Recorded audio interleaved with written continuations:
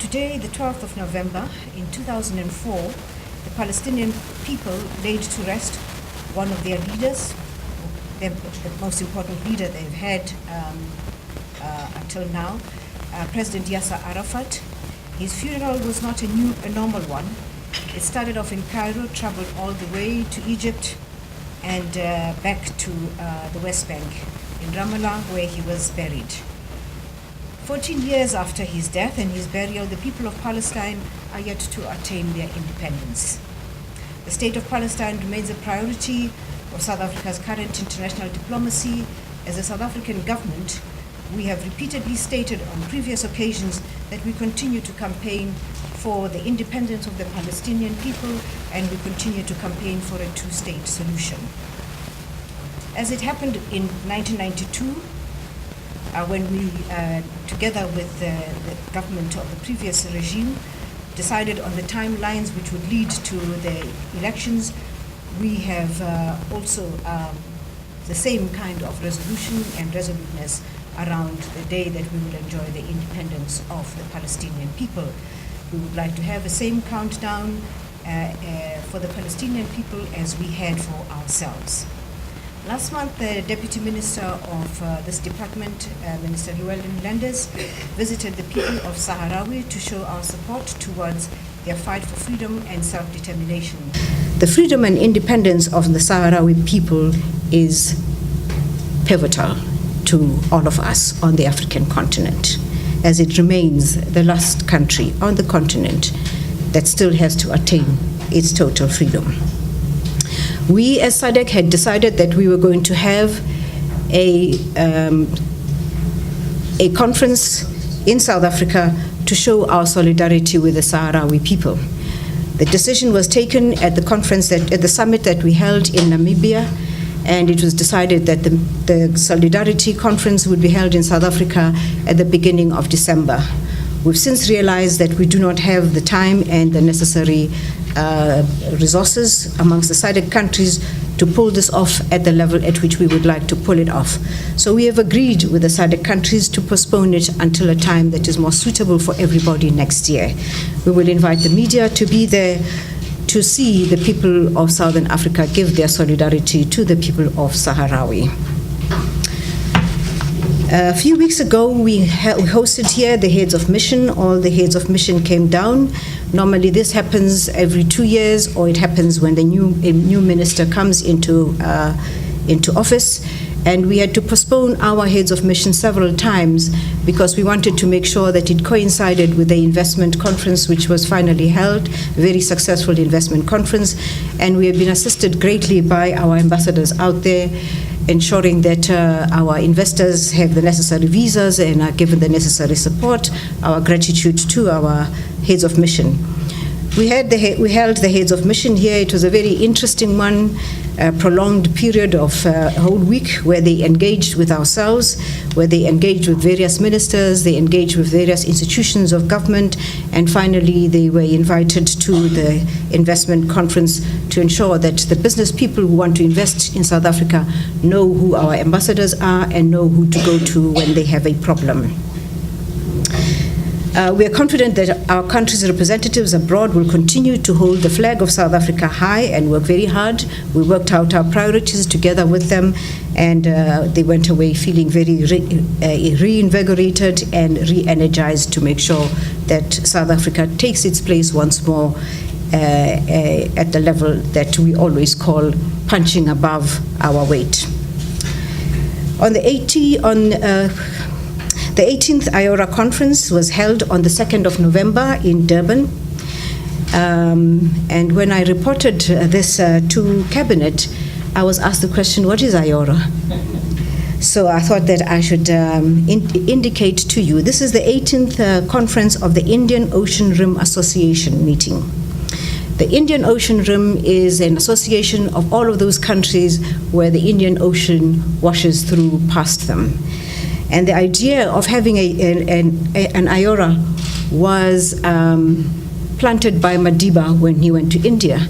And he indicated that he thought that we, the people around who are washed over by the Indian Ocean and who depend on the Indian Ocean for our economy, could come together and form a formidable movement.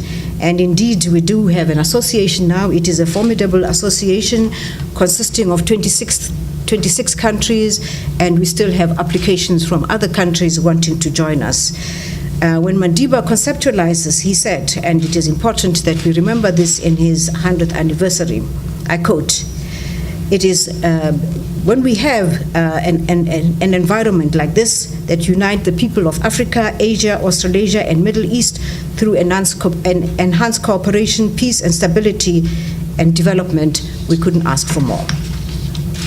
He went on to indicate what he thought would be the way forward, and the idea was picked up, and today we are a formidable institution that bears up the testimony of Madiba's legacy. Here we had an agreement between the governments of Mozambique and Somalia, where we agreed that we were going to assist them with search and rescue operations along the Indian Ocean, and we also had an association signed between them for the promotion of small and medium businesses which operate along the Indian Ocean.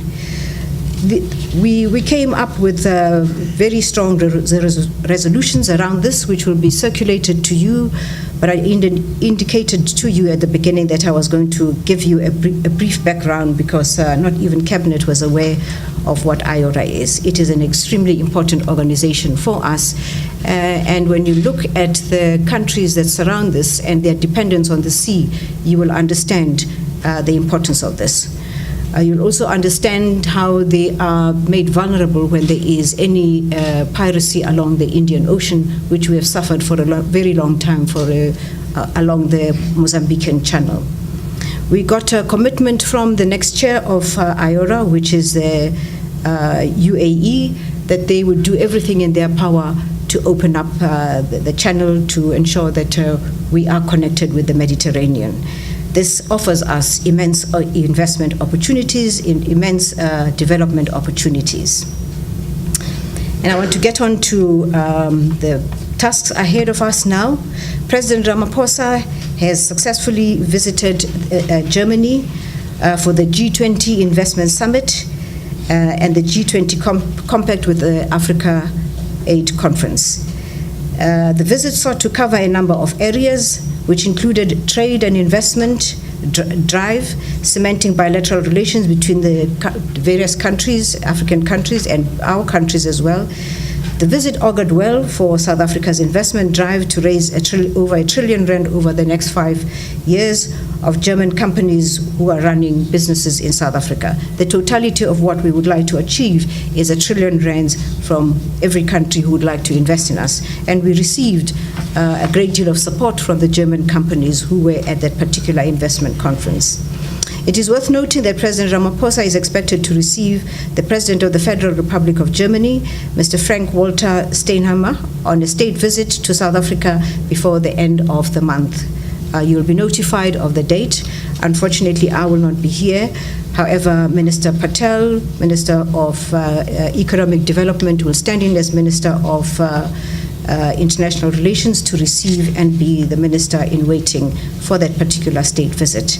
It will be possible for you to have both presidents unpacking what it is that was signed off on that particular visit to Germany.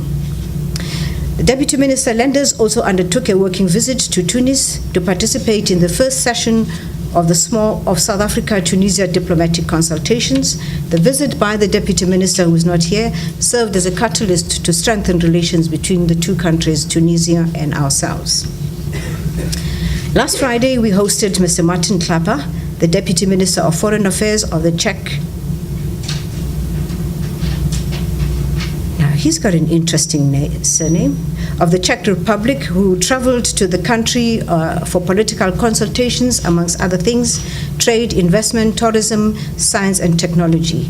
And we used a Deputy Minister's visit to strengthen bilateral and multilateral relations and cooperation between the two countries. We agreed on intensifying economic relations between the Czech Republic and ourselves. We also hosted the Minister of Foreign Affairs and International Relations of the UAE, and he came to address you here. He came at a time when there was a Heads of Mission conference, and I indicated to the conference that he was the Minister of Foreign Affairs. The first question they asked is the one that you asked as well, and the answer was, yes, we have signed an extradition treaty. We had a joint commission with the UAE, which we signed off in front of yourselves here. The upcoming visit are as follows.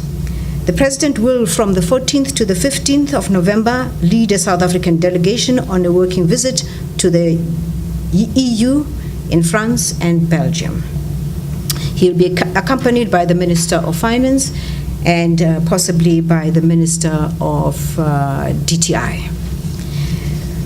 The second upcoming visit will be, the President's upcoming visit will commence in Strasbourg, France on the 13th of November, where President Ramaphosa will address the European Union. It's a gesture that we appreciate from the EU, and meet key figures, including the President of the European Parliament, Mr. Antonio Tajani.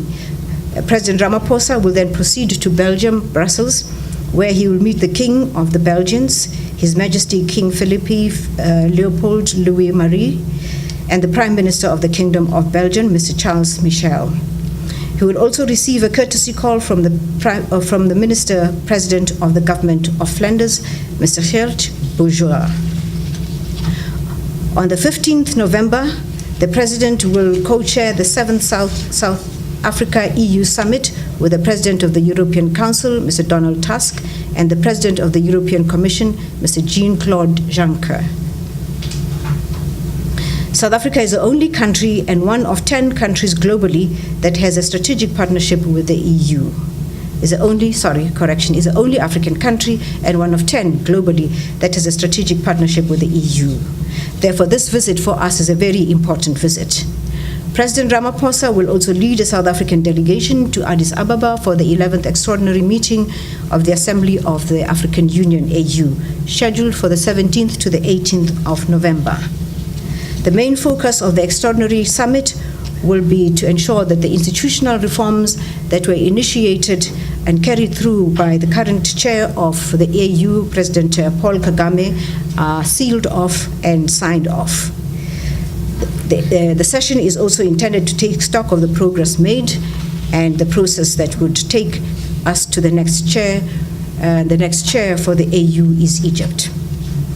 We look forward to a very fruitful meeting of the AU and hopefully to strengthen and revitalize the AU that will lead the continent on the road to prosperity and unity.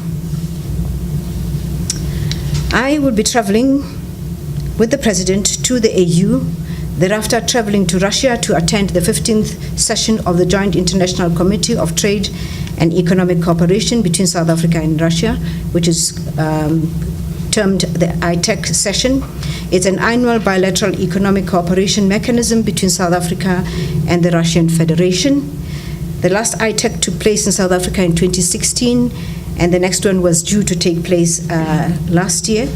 However, unfortunately, the day before we were meant to leave for the ITEC session in Russia, Mrs. Mandela passed away, so we had to postpone that particular session.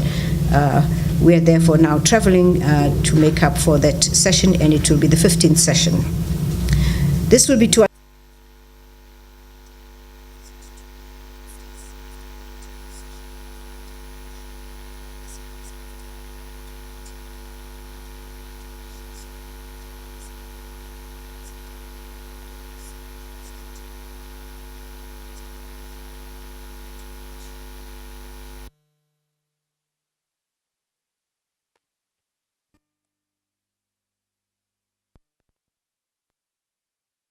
and I will be meeting him in Washington at the end of November. On regional matters, we want to congratulate the people of Madagascar for having had a successful election. The counting continues.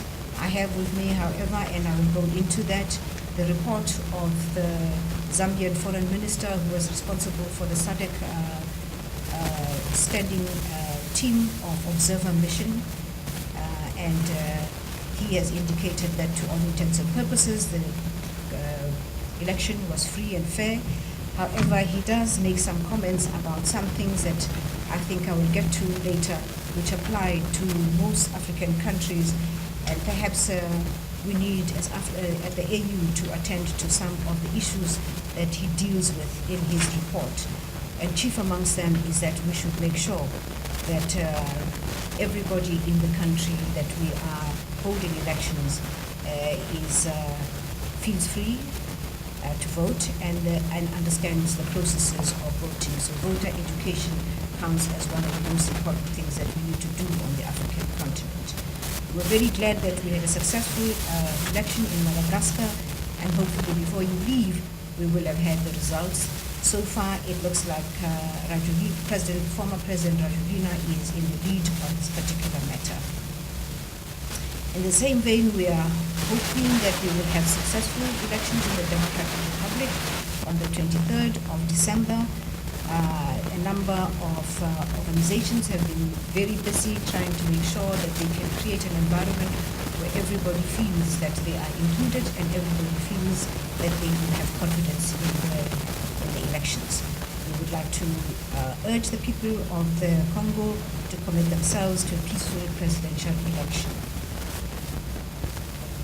Finally, we would like to thank, on your behalf, the Ambassador of the High Commissioner to Tanzania, Mr. Tami Mseleku, who worked overnight to ensure that Angela Quintal and her colleague, Montuko Mumo, who were released in Tanzania, who were detained in Tanzania, are released. They have been released, and our appeal to you as members of the media is we will be there for you whenever you are in trouble. But we would like you to please stick to the rules and regulations and the requirements of any country that you visit. The explanation that we received from the Tanzanian government was that the two were arrested because they had been given permission to come to Tanzania on a visitor's permit, a tourist permit. When they arrived in Tanzania, they undertook some investigative work around some journalists, and for them that required a work permit. And therefore they were detained to try to understand or to obtain from them the reasons why they misled the Tanzanian government. Please acquaint yourself with the number that we use to assist you. We are available 24 hours should you find yourself in any trouble, and I will give the number out so that you know and you can give it out to anybody who finds themselves in trouble. The number is 012 351 1000. We will also request SABC and ENCO to run this at the bottom right of their news throughout the Christmas period, in case there's anybody out there visiting a foreign country and finds themselves in difficulty. We have launched the Smart Travel campaign together with yourselves, and we intend to raise awareness about what you do and what you don't do in countries that you visit. Ladies and gentlemen, that is the end of my opening remarks.